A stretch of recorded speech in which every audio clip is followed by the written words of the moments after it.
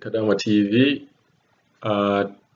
twayogera ku nsonga oba twawaleetera omuwala kafulu mu ssimu n'abannyonnyola engeri gy'osobola okukozesaamu essimu n'engeri gy'osobola okukozesaamu WhatsApp nga mukama wo tamanyi. Olwali tugenda baleetera ate ono ye kafulu mu Okubba WiFi. Njagala mutegeere nti WiFi oba okucommunicatinga ne famire zammwe mu contract mwekiri teeka nti mulina okucommunicatinga nabo. Naye bw'otuuka e Buwarabu, Abawarabu bano tebaagala ba maids bano ba Kadaama babeere nga bakolagana naki nga bakommunicatinga ne famire zaabwe. Ng'ensonga bawa nti ojja kufuna amagezi amangi okuva mu famire yo oba mu mikwano gyo obeere nga tokyayagala kukola. Ensonga ey'okubiri ebeera ya kubeera nga baagala okutulugunya nga tolina gw'osharinga naye information. Nga bwe nzije nga mbalabula mu message zaffe zetujja tukola. Tokkirizanga kulaga Muwarabu nti tewali amanyi kintu ky'oyitamu. Omuwarabu mulage nti buli kintu kyonna ky'akola waliwo omuntu omulala akimanyi. Twabagamba buli kintu kyonna ky'ofuna gwe kituweereze wano KadaamaTV. Mulage nti ne KadaamaTV bamanyi ebintu bino ebigenda mu maaso. Omuwarabu we tajja kukola kizibu. Naye buli bw'anaamanya nti tewali amanyi muntu yenna agenda kulondoola, Omuwarabu oyo agenda kukola ekizibu. Mulage nti waliwo famire yange emanyi, mikwano gyange gimanyi buli kimu ekigenda mu maaso. Omuntu akyasinze okutulugunyizibwa ku nsi oba abantu be basinga okutta be bantu ababeera bamanyi nti tewali kintu kyonna kye basobola kubakola. So mbasaba mubeere beegendereza nnyo mu bintu bye mubeera mukola naddala nga mutuuse mu nnyumba z'Abawarabu. So kafulu mu WiFi agenda kubuulira ye yagifuna atya, agibba atya, kuba bangi nnyo abatubuuzizza. Ate nze sijja nakozesa kigambo kubba. Ekigambo kubba kirina engeri gye kisawundingamu. Eyo right yo okubeera ne WiFi ng'oli Omuwarabu. Ye bw'aba ayagala ogikozesa, nsuubira engeri gy'ayagalamu ogikozesa naawe bwe weetaaga oba bye byetaago bye bimu naye by'olina okubeera ng'okozesa ki WiFi eyo. Ate n'ekirala ogezangako n'obuuza mukama wo ng'otuuse mu nnyumba n'omugamba mbadde njagala communicatinga na famire yange naye bayina only WhatsApp kwe nsobola communicatinga. Mukama wo bw'ana connectinga ku WhatsApp nga si gwe omusabye, togeza gibba. Kankozesa ekigambo kale nga bwe kiri, togeza kugibba.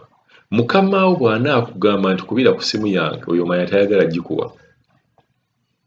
Kati gano amagezi ge tulina okukola. Gw'olaba ng'agamba kozesa essimu yange n'atakuwa WiFi oteeke ku simu yo gw'obeere ng'ocommunicatinga n'abantu bo, oyo manya tayagala gikuwa.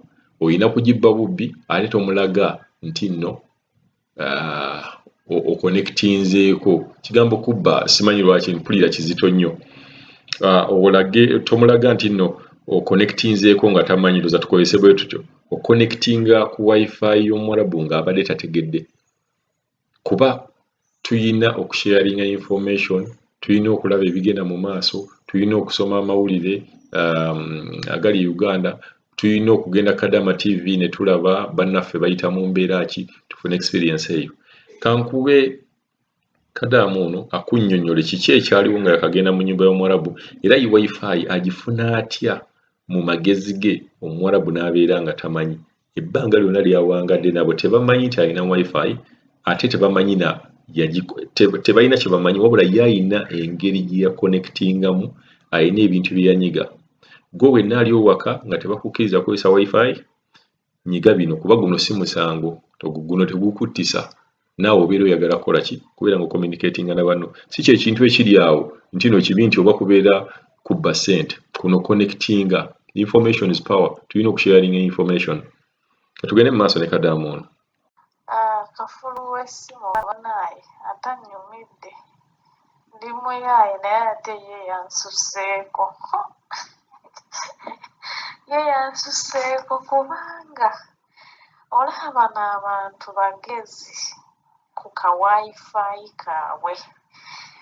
Nze nali nakatuuka wano ne bandaba nga nnyina essimu ennene.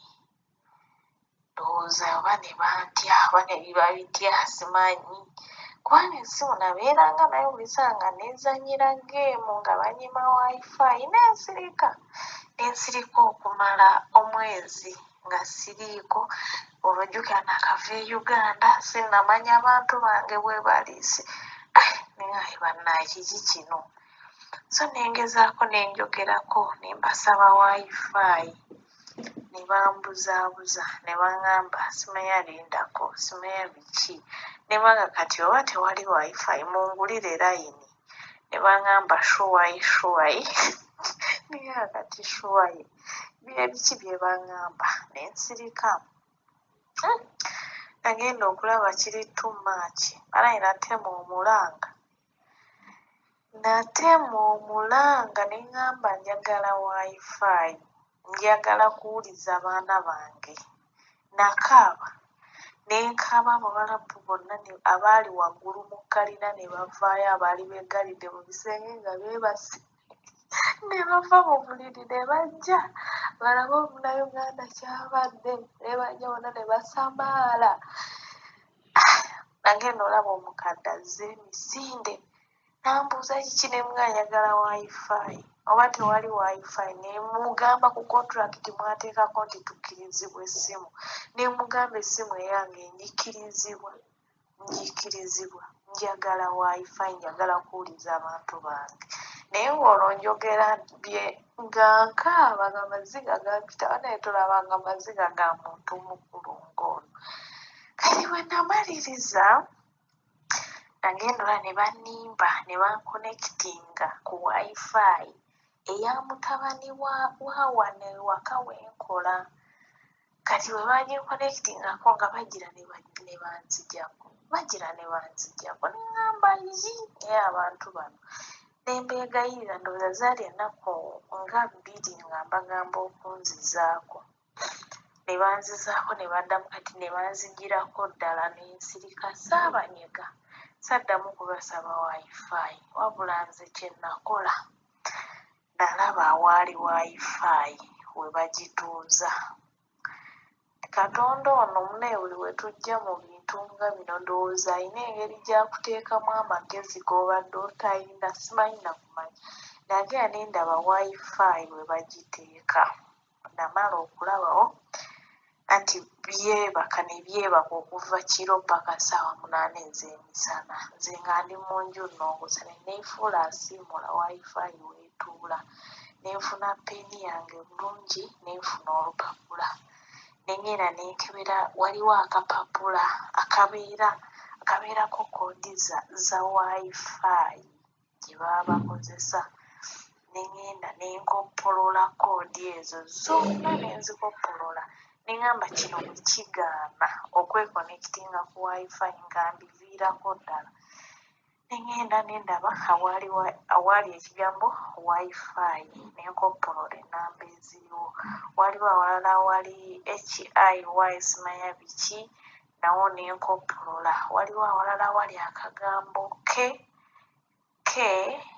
E ne I ne Y kali K E Y oba kali K bwe katyo nenkoppolola ennamba ezaaliwo ako ke kakulu ddala awo awali K E ne Y nenkoppolola ennamba ezaali awo nemmaliriza nenkola emirimu gyange bulungi nengimaliriza nenyingira mu luumu yange nze ekyannyamba sisula mu nju yaabwe nfulumamuko katono nenyingira mu luumu yange bampa kiruumu kinene era mbeera omwo nenjogera nembanga ali oba wa kati bwe nyingira mu luumu nenkoppolola buli kimu kye natadde ku lupapula nenkiyingiza mu ssimu yange WiFi yaabwe yonna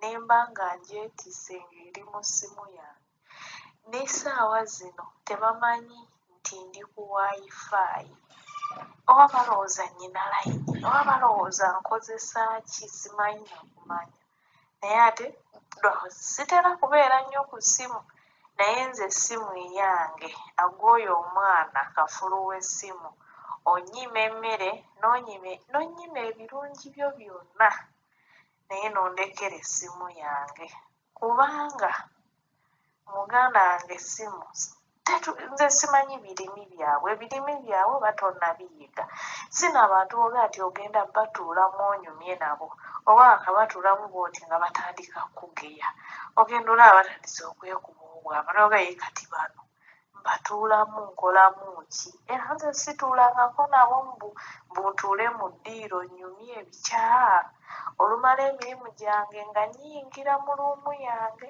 nga nzira ku ssimu yange kuba ofuna n'onyumya ne bannayuganda banno n'onyumya ne bakadaama banno n'obabuuza muli mutya buzibu ki biki n'obeera ku ssimu n'okyatinga n'okola otya naye nga tebamanyi oba ndi connected ku WiFi tebamanyi kwegamba amagezi go tuyina kutambula nago tetuyina kuleka bwongo mabega obwongo kyekintu ekikulu kyolina okutambula nakyo tebamanyi eneekonectinga gyeneekonectinga ku WiFi era kati ne bwe bakyusa bo ne bakyusa kalayini kaabwe akabeera munda mu WiFi nze WiFi yonna ngiyina koodi yaabwe yonna eya WiFi mpozi nga baguze WiFi empya ne bagula akapya ne bakateekawo neera ne bakateekawo era nziramu nenkeetikka mu ssimu